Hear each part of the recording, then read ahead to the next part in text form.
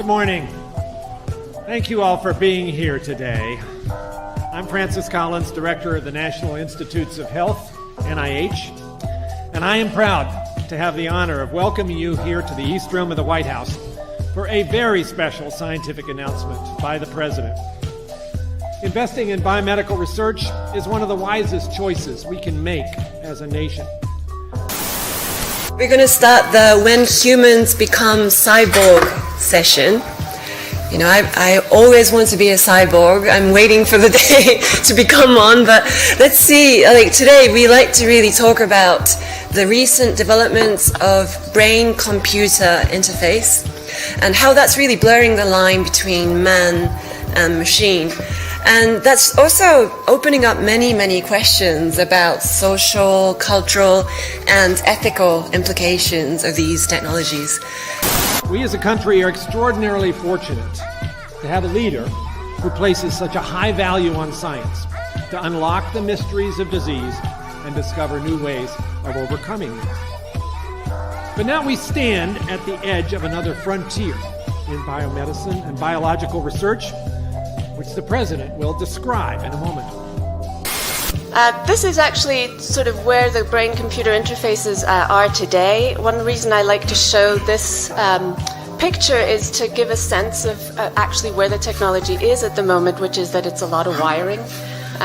So although we would like to think of ourselves as being able to sort of increasingly adopt a lifestyle where we are continually hooked up to a computer or a machine that helps enhance our capabilities, particularly our intellectual capabilities. So we think about being wired into the internet, getting our brains to upload information. But this represents actually the technology problem, which is we have to solve the wiring problem. And so there are people, you know, like Elon Musk, who are trying to work on closed loop systems where the read of the brain and the input into the brain all happens within the brain in an implant that's put just underneath the skull. It's exactly that innovation that holds immense potential, not just for the families whose lives it will change, but for also spurring new jobs and business opportunities. The President understands this implicitly. He knows the importance of connecting scientific advances with solid science policy. And he knows the power of partnership. And that's why he has brought us all together here today. Science agencies within the government, as well as philanthropic foundations and leaders in the private sector, to marshal our talents and take on this next big challenge. So without further ado, it is a great personal privilege and a high honor to introduce our scientist-in-chief, the President of the United States, Barack Obama.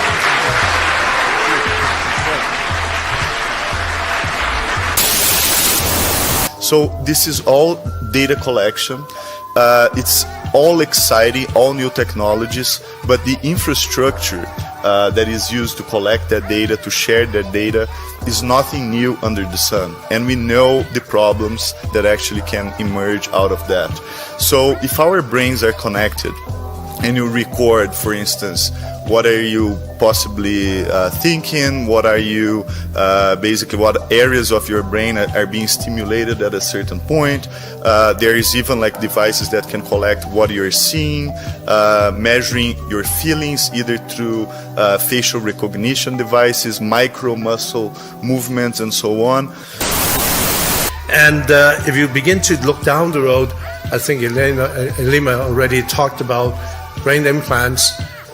Certainly we know about deep brain stimulation. That is being used to treat people with pain, Parkinson's, tremors, and depression. A third of people with depression are resistant to drugs. So in fact, electrical stimulation is a way to go. So that's also a medical indication. Computer chips, GPS technology, the internet. All these things grew out of government investments in basic research, and sometimes, in fact, some of the best products and services spin off completely from unintended research that nobody expected to have certain applications. Businesses then use that technology to create countless new jobs. So the founders of Google got their early support from the National Science Foundation. The Apollo project that put a man on the moon also gave us, eventually, CAT scans. And every dollar we spend to map the human genome has returned $140 to our economy. $1 of investment, $140 in return. Dr. Collins helped lead that genome effort, and that's why we thought it was appropriate to have him here to announce the next great American project, and that's what we're calling the BRAIN Initiative. The major investors in this area is the military, so both certainly in the UK and in the US and probably elsewhere, because these are technologies that will enhance or are certainly thought to enhance human capacities in ways that will also protect soldiers, but enable us to do much more than we can already. And so we've been talking to military officers around the world. We're in the third wave of data collection, so we don't have any concrete findings to share at the moment. But we've been talking to them about their neural implants. If they were to have, for example, a retinal implant that enhanced their sight capabilities, or a cochlear implant that allowed them to hear, across great distances. What are the ethical issues that come up for them? And one issue that's really interesting is bodily integrity. As humans, we can identify galaxies light years away. We can study particles smaller than an atom, but we still haven't unlocked the mystery of the 3 pounds of matter that sits between our ears. Today, scientists possess the capability to study individual neurons and figure out the main functions of certain areas of the brain. But a human brain contains almost 100 billion neurons, making trillions of connections. So Dr. Collins says it's like listening to the string section and trying to figure out what the whole orchestra sounds like. So as a result, we're still unable to cure diseases like Alzheimer's or autism, or fully reverse the effects of a stroke. And the most powerful computer in the world isn't nearly as intuitive as the one we're born with. There's this enormous mystery waiting to be unlocked. And the BRAIN Initiative will change that by giving scientists the tools they need to get a dynamic picture of the brain in action and better understand how we think and how we learn and how we remember. And that knowledge will be transformative. I'm healthy. I don't really have any impairments. But in 5 years or 10 years' time, what kind of brain-computer interface products or applications can I be using? Can I be, like, Ronaldo, you've been making documentaries about technology. Do you have any ideas about what I could be? Oh my gosh, I'll definitely leave that for you. I'm the lawyer in the room. Any examples that I could be using in the next 5-10 years? Well, I think you're already using the most sophisticated brain-computer interface that we have available that we underestimate, and it's the thing you held up before. That is an unbelievably powerful machine that is, it's not actually wired into your brain, but there's definitely connectivity happening there, and it's changed you, it's enhanced you already. Yes. You think that could be something in my brain in the next 10 years, maybe a chip in my brain every time I That's what Elon Musk would like to do. Yes.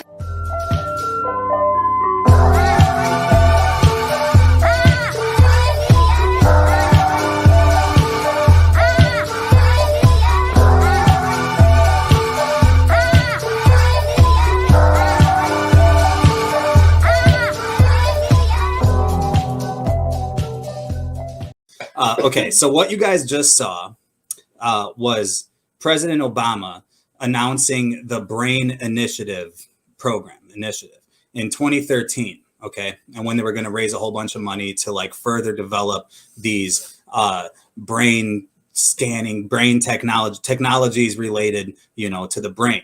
And as you heard ex-President Obama talk about, former president, I guess what you say, it would, you know, this research that they wanted to start funding and the projects that they had in mind would include the ability, you know, for people that maybe are paralyzed or that have some type of, you know, disability to be able to be wired artificially from their brain directly to the body part. And so like clearly like that was 7 years ago. And what I didn't tell you, and what I wish I would have put in the video, is that the other footage was taken from the World Economic Forum, from Davos in 2020.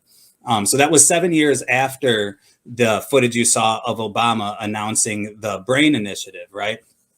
And now here in 2022, we're starting to see all this stuff roll out.